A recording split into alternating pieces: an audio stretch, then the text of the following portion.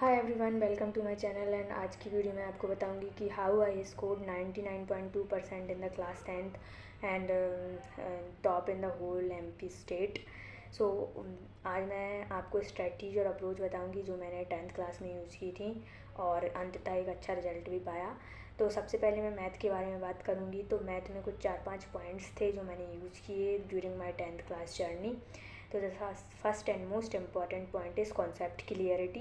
Your concept must be clear, क्योंकि concept clear होने से आपको क्वेश्चन की अंडरस्टैंडिंग भी बनती है और मेथड्स भी आपकी क्लियर होनी चाहिए। और the second point is the question practice. तो practice question daily as much as you can, क्योंकि क्वेश्चन प्रैक्टिस करने से आपकी एक्यूरेसी इंक्रीज़ होती है and at the end of the journey exam time पे आपका टाइम भी बचता है।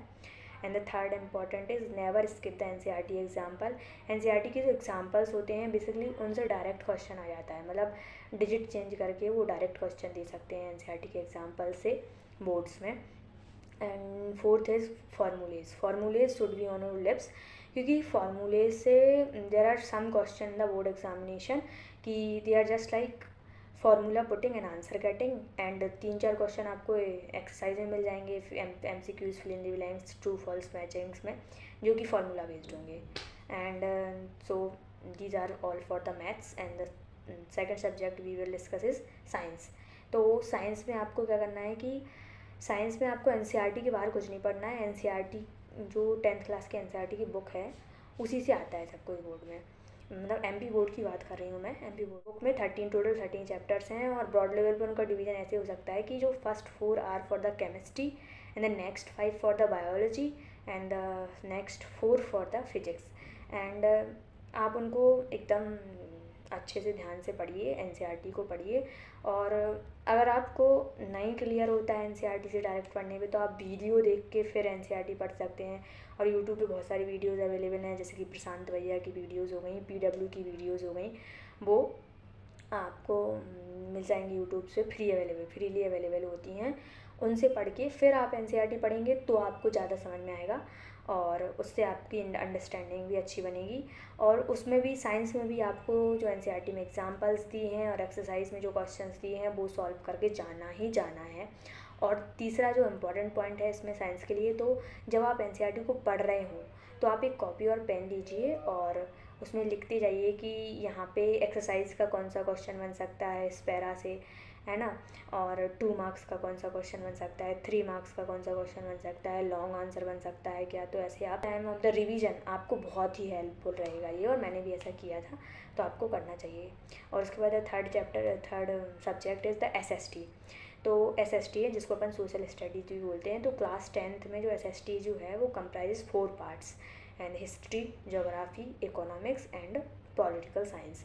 और ये बिग चंक्स बन जाता है स्टूडेंट्स का, और वो सोचते हैं कि अब वो धीरे धीरे करके ब्लैक लॉक करते जाते हैं और फिर एट द एंड कहते हैं कि मुझे एनसीईआरटी पढ़नी नहीं है, मैं तो बस पास हो जाऊंगा एसएसटी में, और बस उनका उद्देश्य ही पास होना रह जाता है। लेकिन आपको ऐसा नहीं करना है, क्योंकि आपको एक अच्छा रिजल्ट पाना है तो आपको एसएसटी को भी पढ़ना पड़ेगा। और एसएसटी को सब लोग बोरिंग भी बोलते हैं, लेकिन मुझे तो बिल्कुल बोरिंग नहीं लगती। और हिस्ट्री को सब लोग बोरिंग बोलते हैं, तो मुझे तो कभी हिस्ट्री बोरिंग नहीं लगी, इंटरेस्टिंग लगती थी बल्कि। और तो उसमें अप्रोच आपकी क्या होनी चाहिए, तो आप जो मैंने यूज किया था, तो मैंने यूट्यूब पे दिव्यराज सिंह राजपूत की वीडियोस देखी थी और उनके नोट्स बनाए थे। दिव्यराज सिंह राजपूत सर की जो नोट्स हैं वो बहुत ही अच्छे होते हैं, और मैंने नोट्स बनाए थे और फिर साथ साथ एनसीईआरटी भी पढ़ी थी, मतलब उनकी वीडियो देखती थी फिर मैं एनसीईआरटी पढ़ती थी। और एनसीईआरटी पढ़ने के साथ साथ, मतलब एनसीईआरटी जब आप पढ़ रहे होते हैं तब आपको जो मतलब जो बोर्ड्स में MP, specially in MP boards, तो जो एक्सरसाइज आते हैं, मतलब fill in the blanks, MCQ matchings वगैरह ये सब एक्सेट्रा ये सब आते हैं, तो वो सब कहाँ से आते हैं, तो वो आते हैं चैप्टर्स के बीच बीच में से। तो जब आप एनसीईआरटी पढ़ रहे हों तो आप एनसीईआरटी एक कॉपी और पेन लीजिए और उसमें लिखते जाइए कि इससे कौन सा फिल इन द ब्लैंक्स बन सकता है, इससे MCQ बन सकता है, तो आप लिखते जाइए। और जो पिक्चर्स होती हैं खास करके हिस्ट्री में, उनके नीचे का तो ज़रूरी पढ़ें, तो उससे तो ज़रूरी बनता है एक fill in the blanks matching, कुछ भी बने लेकिन ज़रूर बनेगा जो पिक्चर्स बनी होती हैं उनसे, और जो वर्ड्स की मीनिंग लिखी रहती हैं उनसे भी ज़रूर, तो उनको तो आप कभी छोड़ना ही नहीं है, ठीक है। और वो जो बगल बगल में पैराज दिए रहते हैं उनसे भी बन जाती हैं एक्सरसाइज कभी कभी, तो वो भी आपको नहीं स्किप करना है। और रही बात बाकी के 3 सब्जेक्ट की, जो हिंदी, इंग्लिश और संस्कृत, तो उनमें बेसिकली लर्न नहीं करना होता है, और उनके लिए मैं अलग से एक वीडियो बना दूँगी, चूँकि ये वीडियो बहुत ही लंबी हो जाएगी। So thank you for watching the video, और लाइक शेयर सब्सक्राइब करना ना भूलें, और प्लीज़ सब्सक्राइब कर लो यार, बहुत कम सब्सक्राइबर हैं मेरे।